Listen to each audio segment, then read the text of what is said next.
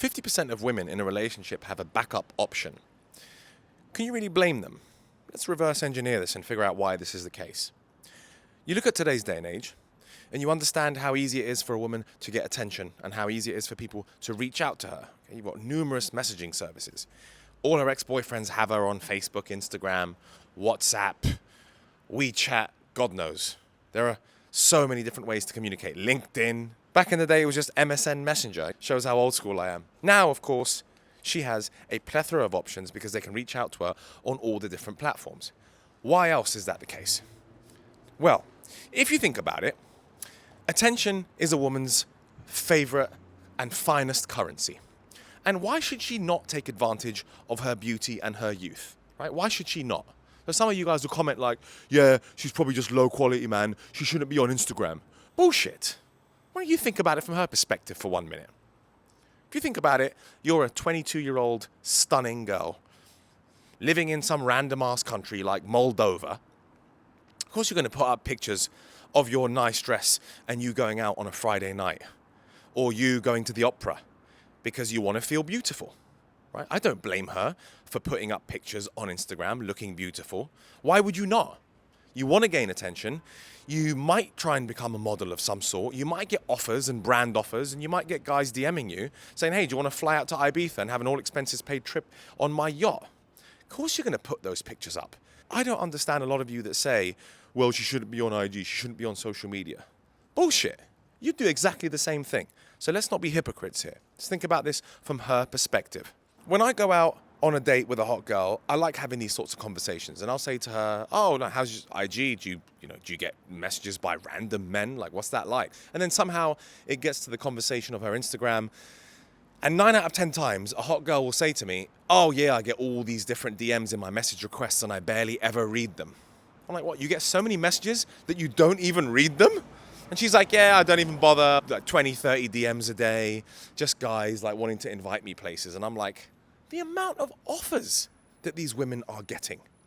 And so if you're in a relationship and your girlfriend is on social media and your girlfriend is hot and she posts a few hot pictures, she doesn't even need many. 1 or 2 of her looking absolutely banging on Instagram is enough of a thirst trap to get all types of men DMing her with offers. So of course she's going to have a pipeline. Of course she's going to have options. The moment you piss her off is the moment you can just respond to one of those DMs and say, hey, sorry didn't get back to you. The holiday sounds great. How was it? All of a sudden, tickets are being bought for her and she's flying to a new, beautiful, tropical destination. So it's super simple for her to have that kind of attention. And of course, she's going to lap up that attention as well. So let's just say you're going out with a bikini model and she's posting all these pics because she wants to get some brand offers, right? She wants to build her business. You have no choice at that point. You can't say to her, hey, I don't like you being on Instagram. I don't like you posting these bikini pictures. It's her business, bro. It's her life. And she might not be with you forever. So she's entitled and allowed to have this social media profile. Let's now talk about how you can avoid being one of those men whereby your woman has a pipeline and she'll leave your ass the second you do something wrong. Okay, so how can we avoid that as a man? Let's find some solutions here. This channel is about finding solutions. My philosophy is that you have to be a full stack, well-rounded man. Okay, what does that actually even mean? A full stack, well-rounded man is someone who is sitting about 7 out of 10 across a plethora of different aspects of the male orientation: financial, physical, spiritual, and socio-economic. Okay? So if you sit on a 7 out of 10 physically, you're in good shape, you don't have much body fat, you've got good money in your bank account, you've got a nice apartment somewhere, you drive a decent car, you're emotionally intelligent, okay? You know how to resolve conflict, that's a very important one. And you're generally a sociable, fun-loving guy that treats her well, and you're a 7 out of 10 across the board on all of those things, then you're going to become extremely difficult to replace. And that's the key. We are working on making you irreplaceable. Because there's not many men that are 7 out of 10 across the board.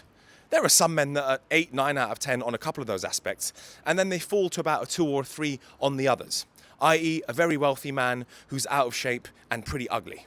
He is not a full stack man, so he is highly replaceable. She can just find someone who's better looking And you can damn bet your boots that a hot girl who's going out with an older rich guy has a massive pipeline of tall, handsome dudes.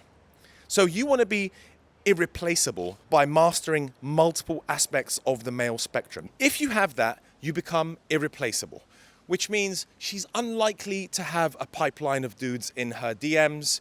She probably does, but she's not actually responding to them because she thinks, you know what, I like my guy. He's pretty epic.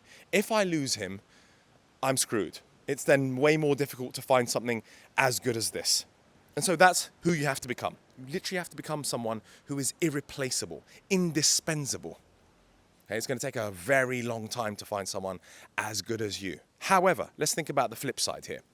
If you're a 4 or 5 out of 10 across the board, which is generally the average man, then it's quite easy to replace you, right? If you're an average guy, average salary, average car, average apartment, average body, average emotional intelligence, average socioeconomic status. So if you are the average guy, it's easy to replace you. She'll just be like, well, there's better looking guys and this guy's not got that much money. And she's constantly comparing you to others.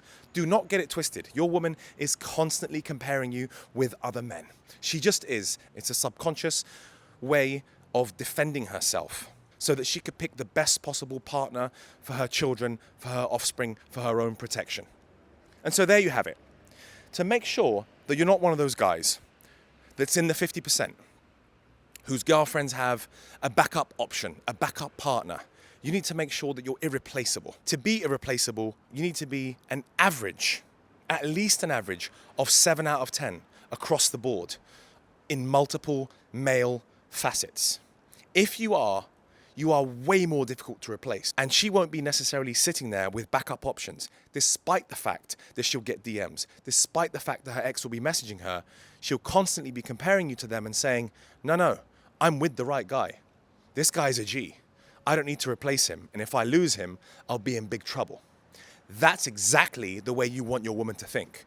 You want her to believe that if she loses you, she's fucked, because it's going to take her a long time to find a guy as good as you.